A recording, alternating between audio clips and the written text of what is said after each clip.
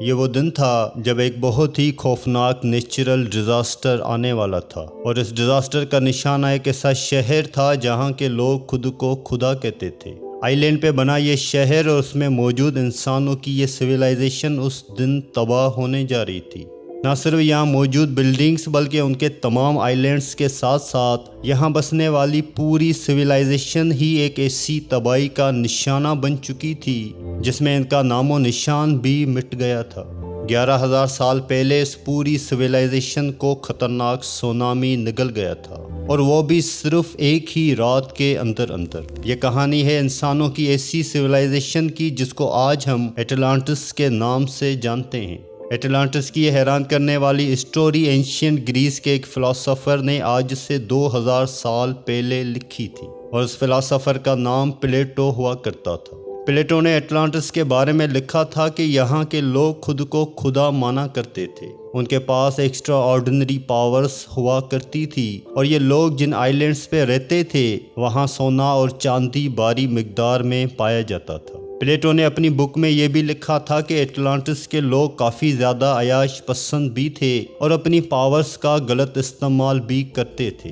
اسی وجہ سے ان پر ایک ایسا قدرتی عذاب آیا جس میں اس دنیا سے ان کا نام و نشان ہی مٹ گیا تھا۔ 2000 سال پہلے لکھی گئی اٹلانٹس کی یہ کہانی آج ایک ہسٹوریکل مسٹری بن چکی ہے، کیونکہ ہسٹری میں کئی ایسے شہر ہوا کرتے تھے جو آج سمندر کے اندر ڈوبے ہوئے ہیں۔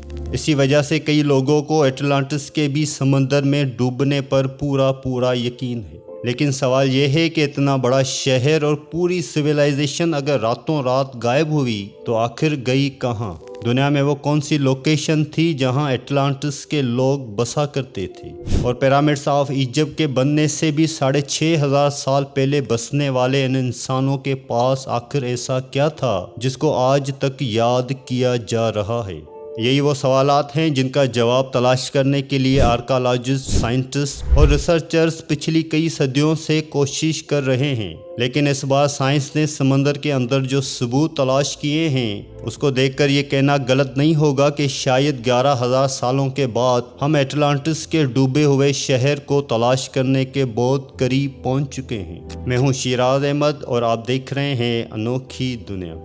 دوستو، سمندر کے اندر ڈوبی ہوئی مسٹیریس سٹیز کی طرف ہر کوئی نہ چاہتے ہوئے بھی اٹریکٹ ہوتا ہے، اور خاص طور پہ وہ سٹیز جن کے بارے میں کوئی انفارمیشن بھی نہیں ہوتی۔ ان مسٹیریس سٹیز میں اگر سب سے ٹاپ پہ کسی کا نام آتا ہے تو وہ نام ہے اٹلانٹس کا۔ اٹلانٹس کو سمندر میں تلاش کرنے کے لیے ایکسپرٹس کئی اٹیمپٹ کر چکے ہیں۔ ان میں سے ایک اٹیمپٹ جاپان کے ایک ریموٹ آئی لینڈ کے قریب کیا گیا تھا جو یوناگونی کے نام سے جانا جاتا ہے۔ یہاں موجود سمندر کا پانی نہ صرف خوفناک ہے بلکہ اس جگہ سے اکثر ٹائفونز بھی نکلتے ہیں۔ ساتھ ساتھ یہاں پانی کے اندر ہیمر ہیڈ شارکس کے ٹولے بھی منڈلاتے دیکھے گئے ہیں، کیونکہ سمندر کے اس خطرناک حصے میں ڈرائیونگ کرنا ڈیپ سی ڈرائیور کے لیے ایک بہت بڑا چیلنج ہوتا ہے۔ اسی وجہ سے کافی عرصے تک یہ جگہ ایکسپرٹس کی نظروں سے چھپی ہوئی تھی۔ کیہاچیرو آراٹاکی وہ ڈرائیور ہے جس نے اپنی جان کی پرواہ کیے بغیر یوناگونی میں ڈرائیو کیا تھا۔ اس ڈرائیور کا کہنا تھا کہ جب میں پانی کے اندر گیا تو یہاں پانی بالکل کرسٹل کلیئر تھا، اور میں نے باٹم پر ایک عجیب و غریب اسٹرکچر بنا ہوا دیکھا۔ پہلے تو آراٹاکی نے سمجھا کہ یہ نارمل پتھر کا پہاڑ ہے، لیکن اس کا شک یقین میں تب بدل گیا جب اس نے پہاڑ نما اسٹرکچر پر سیڑھیوں جیسے اسٹیپ بنے دیکھے۔ اس ڈرائیور کو یہ اندازہ نہیں ہو رہا تھا کہ اگر یہ نیچرل پتھر کا پہاڑ ہے تو اس میں اسٹیپس کیوں بنے ہوئے ہیں۔ لیکن جب آراٹاکی اس اسٹرکچر کو ایگزامن کرنے کے لیے مزید نیچے گیا تو اس نے جو دیکھا وہ اس کے لیے یقین کرنا کافی زیادہ مشکل تھا۔ جی ہاں، یہ پورا اسٹرکچر 6 فٹ بال فیلڈ جتنا بڑا تھا، اور اس کی ہائٹ 8 اسٹوری بلڈنگ جتنی اونچی تھی۔ اس عجیب و غریب اسٹرکچر کے باٹم سے لے کر ٹاپ تک سیڑھیاں بنی ہوئی تھی، اور اس اسٹرکچر کی ہر سائیڈ حیرت انگیز طور پر ریگولر پیٹرن میں بنی ہوئی تھی۔ یہ سب دیکھنے کے بعد ایک بات تو طے تھی کہ ڈیپ سمندر میں بنا یہ مسٹیریس اسٹرکچر نیچرل طور پر نہیں بلکہ اس کو انسانوں نے ہی بنایا ہے۔ لیکن اصل میں یہ چیز کیا ہے؟ جب ایکسپرٹس کو اس مسٹیریس اسٹرکچر کے بارے میں معلوم پڑا تو ان کا ماننا تھا کہ صرف ڈرائیونگ کے ذریعے ہم اس اسٹرکچر کے بارے میں مزید جانکاری حاصل نہیں کر سکتے، لہذا اب وقت تھا ٹیکنالوجی استعمال کرنے کا۔ एक्सपर्ट्स ने फैसला किया कि मॉडर्न सोनार टेक्नोलॉजी को इस्तेमाल करके योनागुनी के आइलैंड के आसपास समंदर को स्कैन किया जाएगा। सोनार एक ऐसी डिवाइस होती है जिसको जब पानी में डाला जाता है तो वो एक खास साउंड वेव्स फेंकता है।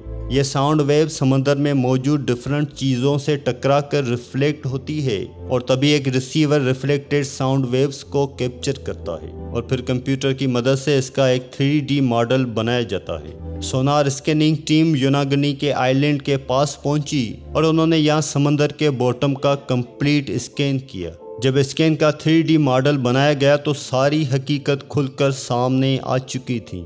हजारों सालों के बाद इस मिस्टीरियस स्ट्रक्चर का लेआउट पहली बार इस 3D मॉडल में देखा जा रहा था और जो कुछ देखा जा रहा था इस पर यकीन करना काफ़ी ज़्यादा मुश्किल था। ये एक बहुत ही आलीशान, इंतहाई खूबसूरत और शानदार महल नुमा स्ट्रक्चर था। इस अमेजिंग डिस्कवरी ने पूरी दुनिया के आर्कियोलॉजिस्ट, जियोलॉजिस्ट और साइंटिस्ट को हैरान कर दिया था। हर कोई इस स्ट्रक्चर को देखने के लिए योनागुनी आइलैंड पहुंचने में लगा था, जिनमें एक मैरीन जियोलॉजिस्ट प्रोफेसर मासाकी केमोरा भी थे। प्रोफेसर केमोरा ने जब इस स्ट्रक्चर को देखा तो उनका मानना था कि इसमें कोई शक नहीं है कि ये इंसानों का बनाया हुआ स्ट्रक्चर है, क्योंकि इसमें कुछ ऐसे फीचर्स भी थे जिससे ये साबित हो रहा था कि हजारों साल पहले जब ये स्ट्रक्चर पानी से बाहर हुआ करता था तो ये किसी अननोन सिविलाइजेशन के इस्तेमाल में था। इस पिक्चर में अंदर जाने का एक टनल भी बना हुआ था जो शायद इसकी मेन एंट्रेंस थी। इस एंट्रेंस और स्टेयर तक जाने का प्रॉपर रास्ता बना हुआ था।